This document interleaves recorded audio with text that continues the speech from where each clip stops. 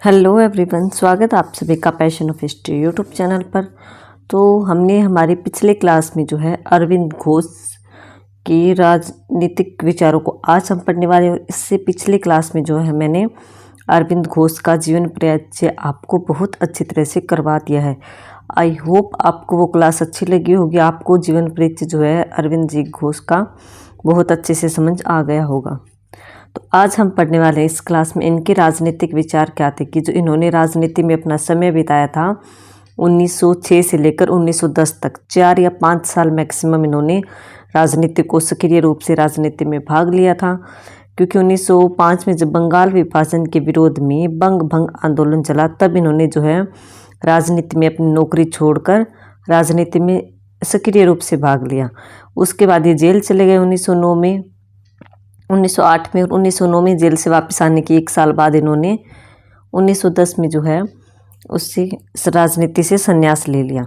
तो जो इन्होंने 5-6 साल राजनीति में बिताए या फिर 1893 में इंग्लैंड से जब ये भारत आए अरविंद घोष, तो इन्होंने राजनीति के बारे में अपने क्या विचार दिए, इनके क्या राजनीतिक विचार थे, ये क्या सोचते थे उस समय के देश के माहौल के बारे में, उस समय की सरकार के बारे में। इन विचारों को जो है हम इनके राजनीतिक विचारों में बहुत अच्छी तरह से पढ़ने वाले हैं।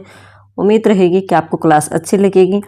अगर आपको फिर भी कोई पॉइंट में डाउट होता है, कोई पॉइंट समझ में नहीं आता है, तो आप मुझे कमेंट सेक्शन में कमेंट करके बता सकते हैं, मैं आपको वो एक्सप्लेन कर दूँगी। तो चलिए स्टार्ट करते हैं कि अरविंद घोष एक महान दार्शनिक थे, मतलब कि ये दर्शन शास्त्र के काफ़ी बड़े व्याख्या थे। इन्होंने अपना संपूर्ण जीवन आध्यात्मिक को समर्पित करने से पहले भारतीय राष्ट्रीय आंदोलन का नेतृत्व किया था, कि अपना पूरा जीवन जो इन्होंने आध्यात्मवाद को समर्पित कर दिया था राजनीति से संन्यास लेने के बाद 1910 ईस्वी में। लेकिन समर्पित करने से पहले जो इन्होंने भारतीय राष्ट्रीय आंदोलन का नेतृत्व किया था 1906 से 1910 तक, साथ ही अपने राजनीतिक विचार भी इन्होंने जो है व्यक्त किए, क्योंकि राजनीति में ये 1906 से 1910 तक की सक्रिय रूप से भाग ले सके थे। तो इनके राजनीतिक विचारों में हमारा पहला पॉइंट है कि अरविंद घोष द्वारा भारतीय राष्ट्रीय कांग्रेस की आलोचना। तो कांग्रेस के बारे में हमने पढ़ा था हमारे पिछले क्लासेस में भी, और मैं बार बार आपको रिमेंबर करवा रही हूँ कि कांग्रेस की स्थापना कब होती है। जो हमारी अभी भी चल रही कांग्रेस पार्टी, इसकी स्थापना होती है 1885 ईस्वी में। तो इसमें 2 पक्ष थे, मतलब 2 टाइप के नेता इस पार्टी में थे। एक तो उदारवादी थे जो कि नरम स्वभाव के थे, दूसरे थे उग्रवादी जो कि क्रांतिकारी स्वभाव के थे। जो उदारवादी थे वो करते थे ब्रिटिश सरकार की नीतियों में विश्वास, उनकी न्यायप्रियता में विश्वास, और उनका ऐसा मानना था कि भारतीयों का जो विकास है वो ब्रिटिश सरकार के अधीन रहकर ही हो सकता है। इसलिए जो है ये ब्रिटिश प्रशासन में जो है ब्रिटिश सरकार से उदारवादी नेता सिर्फ जो है सुधारों की मांग करते थे कि भारतीय जनता के लिए आप ये काम कर दो, ये सुधार कर दो। ये मतलब कि ब्रिटिश शासन से पूर्ण स्वतंत्र नहीं होना चाहते थे। जबकि जो दूसरा पक्ष मैं आपको बता रही हूँ बार बार, उग्रवादी, तो उग्रवादी नेता वो थे जो कि भारत से ब्रिटिश शासन को उखाड़ फेंकना चाहते थे, पूरी तरह ब्रिटिश शासन से मुक्त होना चाहते थे और भारतीयों की सरकार भारत में लाना चाहते थे। तो इन दोनों में ये फ़र्क था। तो अब कांग्रेस की आलोचना अरविंद घोष क्यों कर रहे हैं? सबसे पहले तो आपको ये पता होना चाहिए कि अरविंद घोष उग्रवादी क्रांतिकारी आंदोलन के नेता थे, इसीलिए ये कांग्रेस की आलोचना कर रहे हैं, कांग्रेस के उन उदारवादी नेताओं की जो कि ब्रिटिश सरकार में विश्वास रखते थे, उनकी नीतियों में विश्वास रखते थे, और उनसे जो है प्रार्थना पत्रों के द्वारा या फिर अपनी मांगों के द्वारा जो है अपनी छोटी छोटी बातें मनवाने की कोशिश करते रहते थे, जो कि ब्रिटिश शासन को पूरी तरह से उखाड़ फेंकने के पक्ष में नहीं थे। उन नेताओं की ये कांग्रेस में आलोचना कर रहे हैं, ना कि ये कांग्रेस पार्टी की आलोचना कर रहे हैं। लेकिन कांग्रेस पार्टी में जो है एक बात थी कि शुरुआत के जो 20 वर्ष थे 1885 से स्थापना से लेकर 1905 ईस्वी बंगाल विभाजन तक जो है उदारवादी नेता जो थे वहीं ज़्यादा मात्रा में कांग्रेस पार्टी में शामिल थे। इसलिए जो है बोला जाता है कि कांग्रेस के शुरुआती 20 वर्षों में कांग्रेस पर उदारवादी नेताओं का प्रभाव ज़्यादा रहा, इसीलिए जो है कांग्रेस की आलोचना कर रहे हैं। ये पूरी पार्टी की आलोचना नहीं कर रहे, ये सिर्फ उन कांग्रेस के उन उदारवादी नेताओं की आलोचना कर रहे हैं जो कि ब्रिटिश शासन को भारत के लिए अच्छा समझते थे। तो आप इनके पॉइंट ऑफ व्यू को समझने की ध्यान से कोशिश करें कि ये जो है सफल नहीं कर रहे। मतलब कि ये पूरी तरह से विरोध नहीं कर रही है, सिर्फ जो है उनकी नीतियों का विरोध कर रहे हैं। तो जैसे हम पॉइंट पढ़ेंगे आपको क्लियर हो जाएगा कि जब अरविंद घोष बड़ौदा रियासत में, मैंने आपको बताया था कि ये गुजरात के बड़ौदा कॉलेज में नौकरी कर रहे थे, तो उसमें इन्होंने इंदु प्रकाश नामक पत्रिका में अपने कुछ लेख प्रकाशित करवाए, जिसमें उन्होंने भारतीय राष्ट्रीय कांग्रेस की जमकर आलोचना की। कि जब ये नौकरी करते थे तो इंदु प्रकाश नामक एक समाचार पत्र होता था, इसमें जो इन्होंने अपने लेख लिखे, अपने थॉट लिखे, और इन थॉट जो अपने विचार लिखे थे, इन विचारों में इन्होंने जो है कांग्रेस की जमकर आलोचना की। कांग्रेस के उदारवादी नेता जो थे उनकी जमकर आलोचना की, उनके बारे में मतलब कि उनकी नीतियों के बारे में भला बुरा कहा, काफ़ी लिखा इन्होंने अपने लेख में। यह ऐसा समय था जब कांग्रेस ब्रिटिश सरकार की नीतियों की आलोचना करते थे।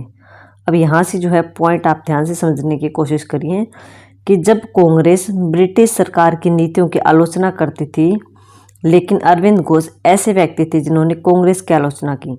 मतलब कि जो कांग्रेस थी वो ब्रिटिश सरकार की नीतियों की आलोचना कर रही थी, लेकिन अरविंद घोष ने कांग्रेस की आलोचना की। इसके पीछे कोई कारण होगा, क्यों एकमात्र व्यक्ति थे जिन्होंने की कांग्रेस की आलोचना की? तो मैं आपको पहले ही बता चुकी हूँ, यही कारण था कि ये कांग्रेस के नेताओं की नीतियों की आलोचना कर रहे थे कि उनका एक फिक्स लक्ष्य नहीं है, वो ब्रिटिश सरकार से पूर्ण स्वतंत्रता की मांग नहीं कर रहे, वो साधारण जनता के लिए ब्रिटिश सरकार के सामने आवाज़ नहीं उठा रहे, उनकी नीतियों की आलोचना कर रहे हैं। तो ये आप जैसे पढ़ोगे आपको समझ आ जाएगा। तो अरविंद घोष ऐसे व्यक्ति थे जिन्होंने की कांग्रेस की आलोचना की, जिसके निम्नलिखित कारण थे। कांग्रेस की आलोचना अरविंद घोष ने अगर की तो इनके पीछे कुछ कारण रहे होंगे। किन कारणों से की थी ये हम पढ़ते हैं। कि कांग्रेस की स्थापना की शुरुआती 20 वर्षों 1885 में इसकी स्थापना होती है। 1905 में बंगाल का विभाजन करता है लॉर्ड कर्जन। तो जब ये 20 साल जो थे, इनमें जो है कांग्रेस पर उदारवादी नेताओं का प्रभाव था, जो कि ब्रिटिश सरकार की न्यायप्रियता में विश्वास करते थे, ब्रिटिश सरकार में विश्वास करते थे। ये उदारवादी नेता हमेशा ऐसा मानते थे कि भारत का विकास ब्रिटिश सरकार के अधीन रहकर ही हो सकता है। मतलब कि जब तक ब्रिटिश सरकार यहाँ पर है, भारतीय जो है तरक्की कर सकते, इनका ऐसा मानना था। यह उदारवादी नेता ब्रिटिश सरकार के सामने सिर्फ प्रशासनिक सुधारों की मांग करते थे, कि जो प्रशासन है, जो कि सरकार है, वहाँ उन सुधारों की मांग करते थे। राष्ट्रीय स्वतंत्रता के लिए, मतलब आज़ादी के लिए ये कोई मांग नहीं करते थे कि हमें आज़ादी चाहिए, हमें हमारे भारत देश में भारतीयों का शासन चाहिए। इनकी ऐसी कोई मांग नहीं थी उदारवादी नेताओं की। या फिर भारतीय जनता के लिए कोई मांग नहीं करते थे, और ना ही कांग्रेस का कोई निश्चित लक्ष्य रखा था इन्होंने। तो इस पॉइंट के माध्यम से हमने समझा कि अरविंद घोष ने क्यों आलोचना की है कांग्रेस की। तो उन्होंने इसीलिए आलोचना की कि ये प्रशासनिक सुधारों की मांग कर रहे थे, ना तो ये उदारवादी नेता राष्ट्रीय स्वतंत्रता की मांग इन्होंने ब्रिटिश सरकार से की, ना ही इन्होंने भारतीय जनता के सुधारों के लिए, उनके अधिकारों के लिए कोई मांग रखी, ना ही कांग्रेस का फिक्स लक्ष्य रखा इन्होंने। सेकंड पॉइंट जो है कि कांग्रेस के उदारवादी नेता ब्रिटिश सरकार की न्यायप्रियता में, मतलब कि न्याय करने के तरीकों में विश्वास रखते थे कि ब्रिटिश सरकार जो है न्याय करेगी, वो बहुत अच्छा न्याय करेगी। यह नेता ब्रिटिश सरकार से अपनी मांगें मनवाने के लिए प्रार्थना पत्र भेजते थे, सरकार के पास प्रस्ताव पारित करते थे, मतलब कि अपने कुछ मांगे जो है अखबार में छपवाते थे। प्रतिनिधि मंडल, मतलब कि कुछ लोग, कुछ नेता इकट्ठे होकर ब्रिटिश सरकार के सामने अपनी मांगे रखते थे। यह उदारवादी नेता ब्रिटिश सरकार को देश के लिए वरदान मानते थे। तो ये उनकी आलोचना अरविंद घोष इसीलिए कर रहे हैं क्योंकि कांग्रेस के उदारवादी नेता जो है ब्रिटिश सरकार को देश के लिए अच्छा मान रहे थे, और शुरुआत के 20 वर्षों में जो कांग्रेस पर जो है इन उदारवादी नेताओं का ही प्रभाव ज़्यादा रहा है। उग्रवादी नेता नाम मात्र के थे इसमें, और सरकार के विरुद्ध क्रांतिकारी साधनों में विश्वास नहीं रखते थे। उदारवादी नेता जो थे वो ये नहीं मानते थे कि हमें सरकार के विरुद्ध क्रांतिकारी साधनों को अपनाना चाहिए या फिर इन्हें भारत से बाहर भगाने की कोशिश करनी चाहिए। जबकि अरविंद घोष की सोच इन उदारवादी नेताओं के बिल्कुल विपरीत थी। ये इनसे उल्टा सोचते थे, मतलब कि इनकी सोच सही थी, जबकि उदारवादी नेता थे ये अंग्रेजी शासन में विश्वास करते थे। यह उदारवादी नेताओं द्वारा अपनाए गए साधनों को भिक्षा मांगने वाले साधन मानते थे, कि जो है आप उदारवादी नेता जो ब्रिटिश सरकार से मांग कर रहे हैं ये एक भिक्षा मांगने के समान है। आप भीख मांग रहे हैं देश की स्वतंत्रता के लिए। अंग्रेजी सरकार से आप भीख मांग रहे हैं कि हमारे देश में ये सुधार कर दो, ये सुधार कर दो, जबकि आपको मांग करनी चाहिए पूर्ण स्वतंत्रता की, ताकि हमें आज़ादी मिले और हम अपने देश में खुद सुधार ला सके, प्रशासन में और जनता की स्थिति में भी। अरविंद घोष का मानना था कि देश को स्वतंत्र कराने के लिए ब्रिटिश सरकार के विरुद्ध क्रांतिकारी साधनों को अपनाना चाहिए। कि जो ब्रिटिश सरकार जैसा सलूक हमारे साथ करी, जैसा व्यवहार हमारे साथ कर रही है, हमें भी उनका जवाब जो है ईंट का जवाब पत्थर से देना चाहिए। हमें भी क्रांतिकारी नीतियाँ अपनानी चाहिए। क्रांतिकारी नीतियों का मतलब यही था कि सरकार को कोई चीज़ में सहयोग मत दो, उनका साथ मत दो, उनकी जो बाहर की जो विदेश से आई हुई चीज़ें हैं, जो सामान है, उनको मत खरीदो, और सरकार के जो अंडर में भारतीय नौकरी कर रहे हैं उन नौकरियों से त्याग पत्र दे दो, ताकि हम सरकार का कोई सहयोग नहीं करेंगे। तो ये कहीं ना कहीं एक क्रांतिकारी साधन ही थे।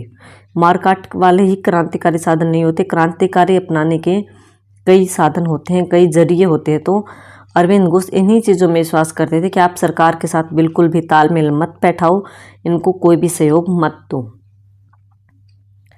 कांग्रेस के उदारवादी नेता ब्रिटिश राज को भारत से ख़त्म नहीं करना चाहते थे।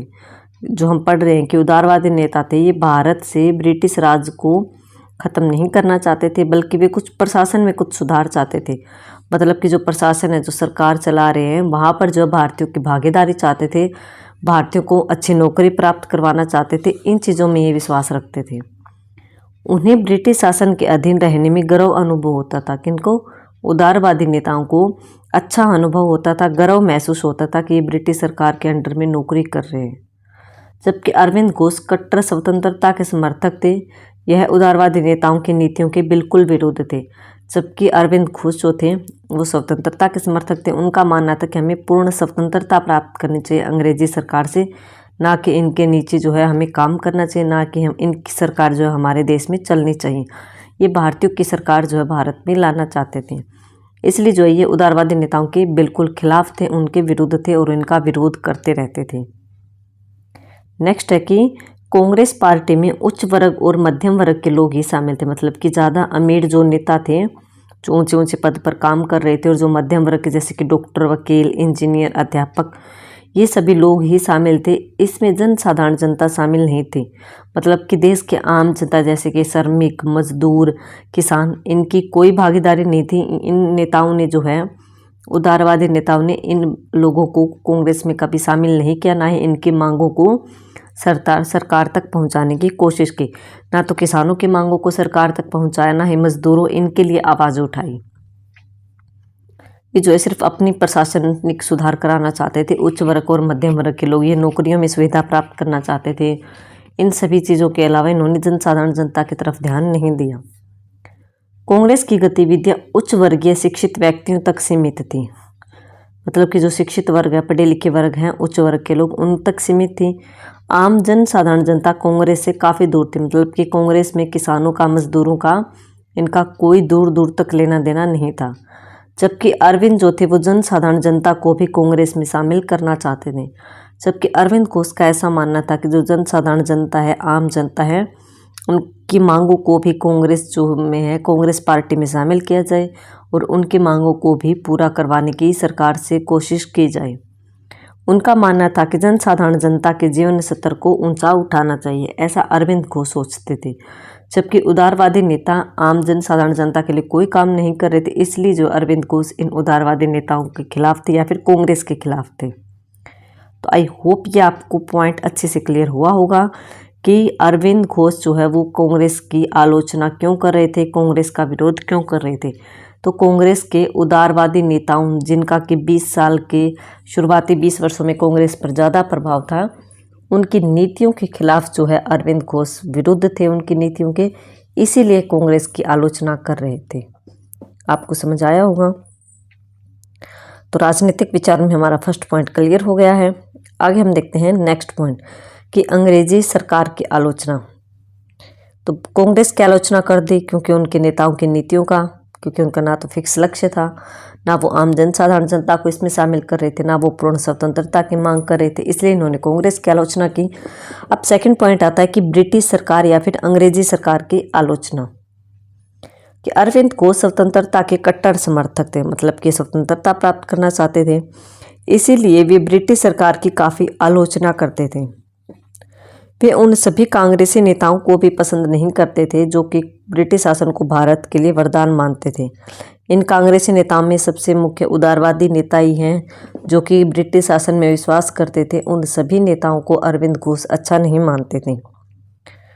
अंग्रेजों की न्यायप्रियता में विश्वास रखते थे, जबकि अरविंद घोष ब्रिटिश सरकार की नीतियों को अच्छी तरह जानते थे कि ब्रिटिश सरकार भारत का कभी भी भला नहीं कर सकती। सिर्फ भारत में व्यापार करने और भारत की धन संपदा लूटने अंग्रेजी सरकार यहाँ पर आई है, और ज़्यादा से ज़्यादा अंग्रेजी सरकार भारतीयों से काम करवा रही है, उनको मजदूरी कम दे रही है और उनका फ़ायदा उठा रही है, और यहाँ से जो है धन इकट्ठा करके इंग्लैंड भेज रही हैं। अरविंद घोष को ये सारी जो है इनकी साजिशें थी, अंग्रेज़ों की सारी साजिशें समझ आ रही थी, दिखाई दे रही थी, लेकिन उदारवादी नेताओं की आंखों पर पट्टी बंधी हुई थी। उन्हें ब्रिटिश सरकार में जो है पूरा विश्वास था, उन्हें ब्रिटिश सरकार की न्यायप्रियता में भी पूरा विश्वास था। ब्रिटिश सरकार कभी भी भारतीयों के जीवन स्तर को ऊंचा नहीं उठने देगी, ना ही भारत के लोगों को तरक्की करने देगी। अंग्रेजी सरकार हमेशा भारतीयों का ऐसे ही शोषण करती रहेगी, मतलब कि इनका इसीलिए जो है ये अंग्रेजी सरकार का विरोध कर रहे थे कि अंग्रेज जो है भारतीयों का शोषण कर रहे हैं, उनके जीवन स्तर को ऊंचा नहीं उठाने दे रहे, ना उनको अच्छे पदों पर नौकरी दे रहे, ना उनके काम के हिसाब से उन्हें मजदूरी दी जाती है, ना उन्हें अच्छी तनख्वाह मिलती है, और जो हमेशा अंग्रेजी सरकार जो है भारतीयों को अपने से नीचे पदों पर ही नियुक्त करती है, अपने बराबर कभी भी इन्होंने प्रशासन में भारतीयों को नौकरी नहीं दी। और अंग्रेजी सरकार भारत का कभी भला नहीं चाह सकती, ये यहाँ पर सिर्फ व्यापार करते अपने मतलब के लिए, और यहाँ से धन संपदा पैसा जो है इकट्ठा करके इंग्लैंड भेजते अपने देश की तरक्की के लिए। इसीलिए जो है अरविंद घोष अंग्रेजी सरकार की आलोचना कर रहे थे, उनका विरोध कर रहे थे, और ब्रिटिश को शासन से भारत को स्वतंत्रता दिलाना चाहते थे। हमारा नेक्स्ट पॉइंट है कि व्यक्तिगत स्वतंत्रता के समर्थक। अरविंद घोष जो थे वो व्यक्ति की स्वतंत्रता में विश्वास रखते थे कि जब तक एक व्यक्ति आज़ाद नहीं होगा, एक व्यक्ति स्वयं रूप से स्वतंत्र नहीं होगा, तब तक वह देश की तरक्की में, देश की आज़ाद कराने में अपना योगदान अच्छी तरह से नहीं दे सकेगा। अरविंद मानव की स्वतंत्रता में पूरा विश्वास रखते थे।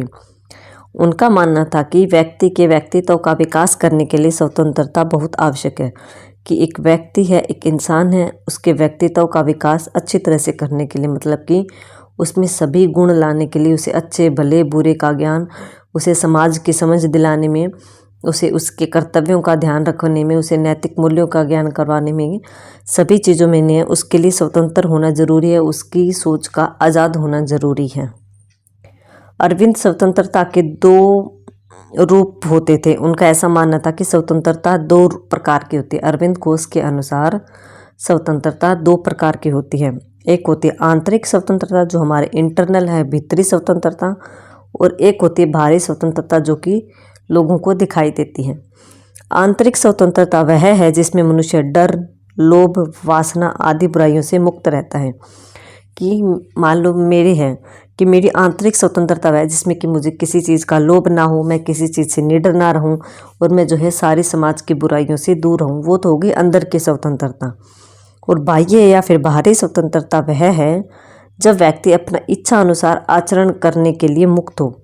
आचरण मतलब कि कोई भी काम करने के लिए अपनी इच्छा अनुसार जो है आज़ाद हो, चाहे वो समाज के लिए कोई काम कर रहा हो, चाहे वो नौकरी में कोई काम कर रहा हो, या फिर वो पढ़ाने का काम कर रहा है, या फिर किसी भी डिपार्टमेंट में अगर वो काम कर रहा है तो उसमें जो है वो पूरी तरह से आज़ाद हो, उस पर कोई भी बंधन ना हो, अच्छे कामों पर बंधन ना हो। मतलब कि बुराइयों के लिए तो सरकार कानून बनाती ही है, अच्छी बात है, लेकिन अगर कोई व्यक्ति अच्छा कार्य कर रहा है तो उस पर जो है कोई भी बंधन नहीं होना चाहिए, उस पर कोई भी पाबंदी नहीं होनी चाहिए।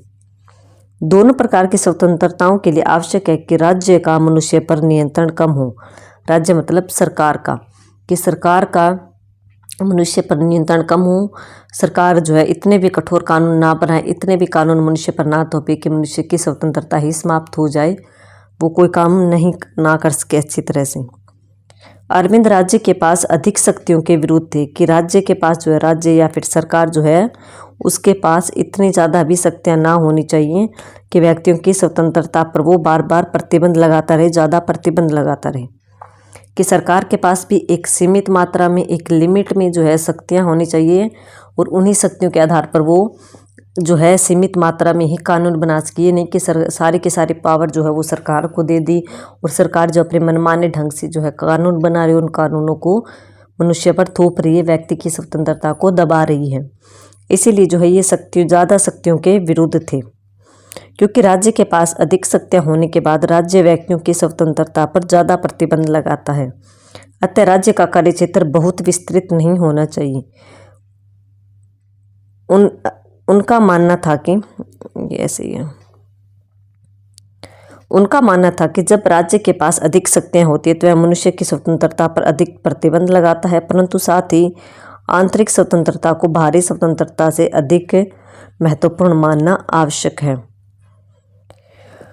मतलब कि जो आंतरिक स्वतंत्रता है मनुष्य के अंदर डर, लोभ, भय ये नहीं होना चाहिए। ये आंतरिक स्वतंत्रता सबसे पहले ज़रूरी है, उसके बाद मनुष्य के लिए बाहरी स्वतंत्रता भी ज़रूरी है। इनका ये मानना था, क्योंकि इनका जो था थोड़ा सा विचार थोड़े जो वो आध्यात्मवाद से रिलेटेड थे। आध्यात्मवाद में जो है मनुष्य अपनी आत्मा का चिंतन करता है, अपनी इंद्रियों को वश में रखता है और अपनी आत्मा से जो है सत्य के मार्ग पर चलता है। इसलिए जो उन्होंने कहा कि मनुष्य के लिए आंतरिक स्वतंत्रता बाहरी स्वतंत्रता से भी ज़्यादा महत्वपूर्ण है, ताकि वो कोई भी गलत काम ना करे, ताकि वो कोई भी गलत चीज़ का लोभ ना करें, ताकि वो कोई भी वासना में ना पड़े, किसी भी बुराई का साथ ना दें, और जो है अपने मन में जो है डर या फिर भय ना रखे, और शक्ति के बल पर जो है ब्रिटिश शासन को भारत से उखाड़ फेंके। इनका यही मानना था।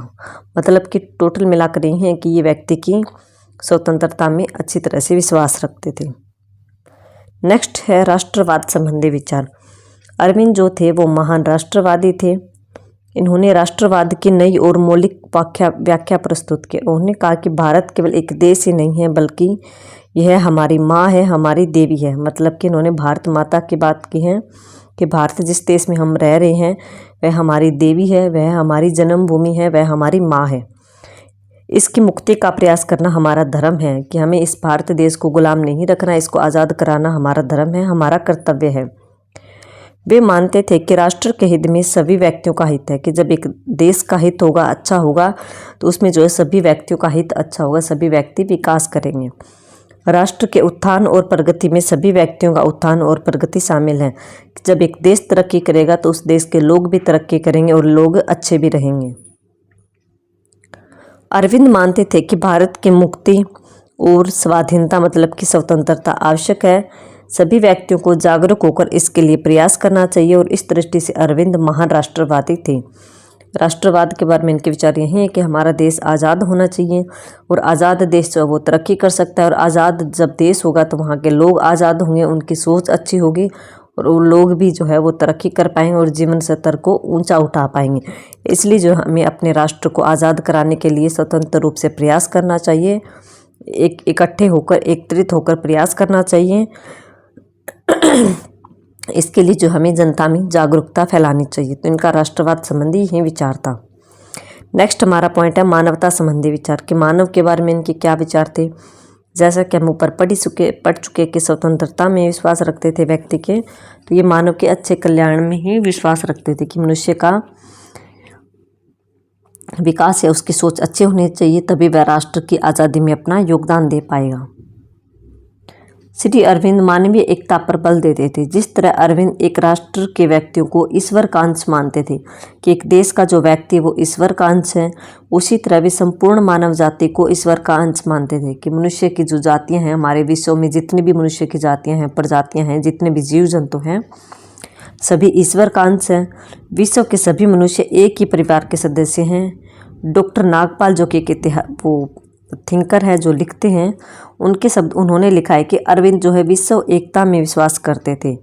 वे मानते थे कि संसार की विभिन्न जातियों और राज्यों के बीच होने वाला संघर्ष खत्म होना चाहिए। कि अरविंद जो है विश्व एकता में मतलब कि सभी देश मिलजुल कर रहे आपस में, और संसार की जो विभिन्न जातियाँ हैं, कि हमारे देश में जो है, हमारे देश नहीं हमारे संसार में, विश्व में अलग अलग जातियों के लोग मिल रहते हैं, उन सभी के बीच में जो संघर्ष चल रहा है, उनके बीच में जो घृणा है, ईर्ष्या है, द्वेष है, वो सभी समाप्त होनी चाहिए। इन संघर्षों को समाप्त करने का सर्वश्रेष्ठ उपाय जो है अरविंद की दृष्टि में एक विश्व संघ की स्थापना है।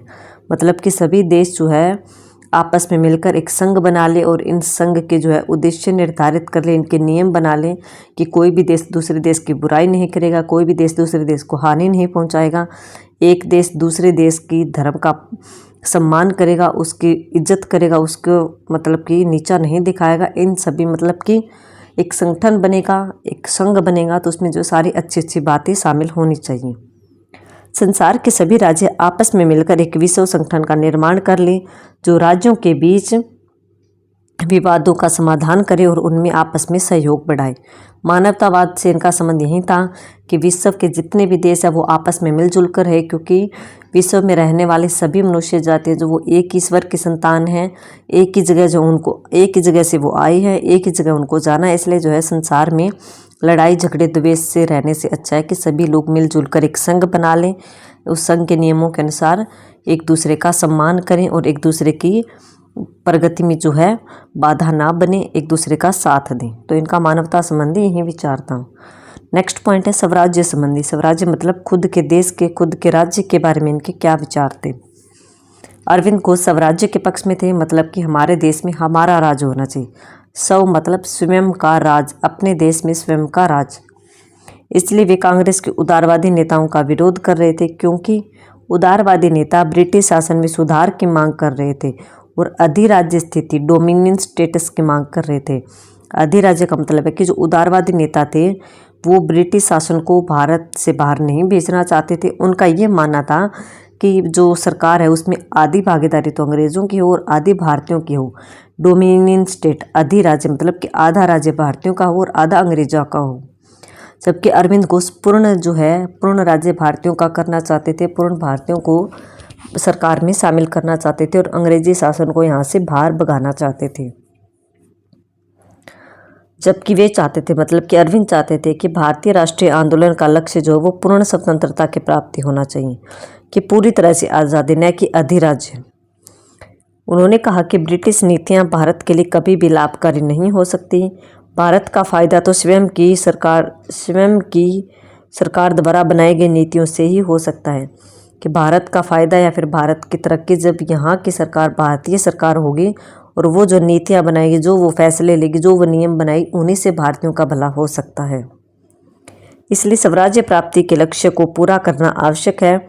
स्वतंत्र भारत ही विश्व का आध्यात्मिक गुरु बन सकता है, इसलिए स्वराज्य ही हमारी प्राथमिकता होनी चाहिए। मतलब कि ये पूर्ण स्वतंत्रता के पक्ष में थे, ये अपने देश में अपना राज्य स्थापित करना चाहते थे और ब्रिटिश शासन को पूरी तरह से उखाड़ फेंकना चाहते थे।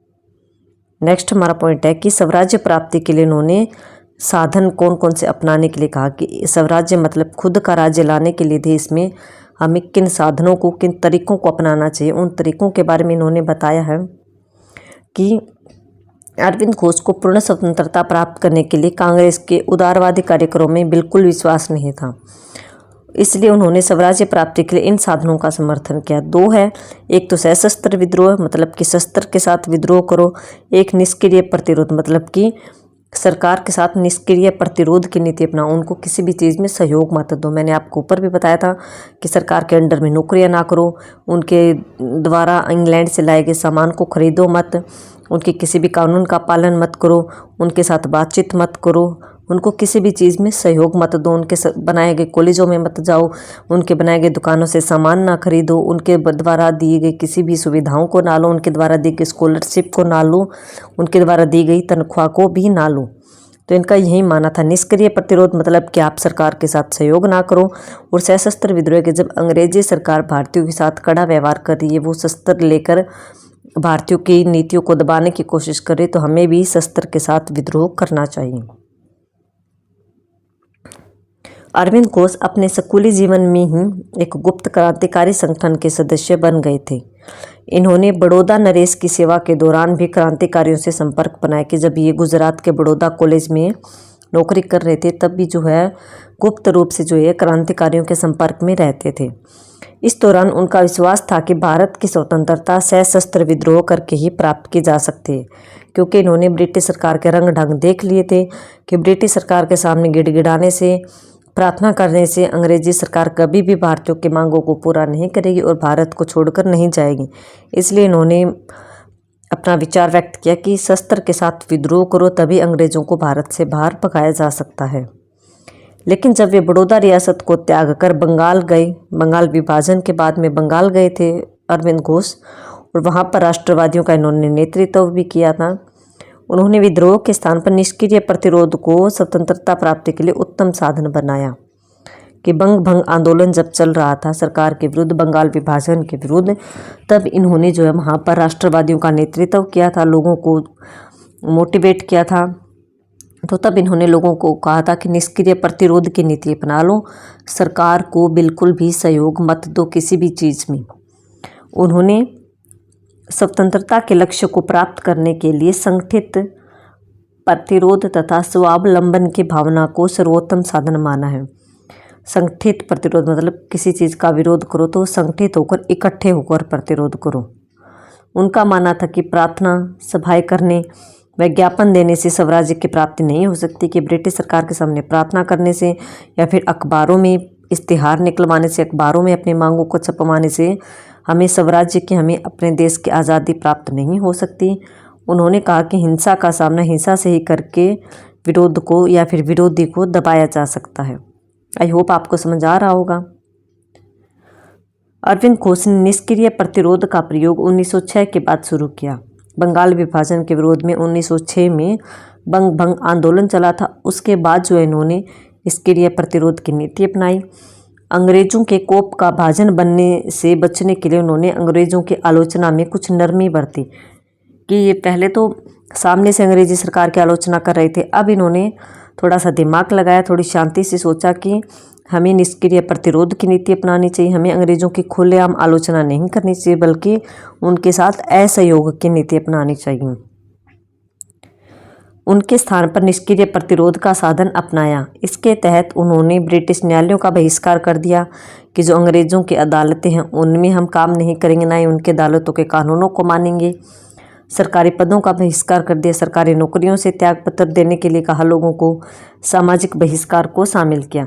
उन्होंने यह भी कहा कि यदि अंग्रेज सरकार निष्क्रिय प्रतिरोध को कुचलने के लिए किसी हिंसक साधन का प्रयोग करती है तो निष्क्रिय प्रतिरोध के समर्थकों को भी उसी साधन का प्रयोग करना चाहिए, मतलब कि उन्हें भी हिंसा का प्रयोग करना चाहिए। कि अगर लोग अंग्रेजी सरकार का विरोध कर रहे हैं, उनके सामान को नहीं खरीद रहे हैं, उनके कॉलेजों में नहीं जा रहे हैं, उनके दफ्तरों में काम नहीं कर रहे हैं, इन चीज़ों पर कंट्रोल पाने के लिए अगर अंग्रेजी सरकार हिंसा करती है, हथियार उठाती है, तो बदले में जो है जनता को भी उनके प्रति हथियार उठाने चाहिए, जनता को भी उनके विरुद्ध हिंसा का प्रयोग करना चाहिए।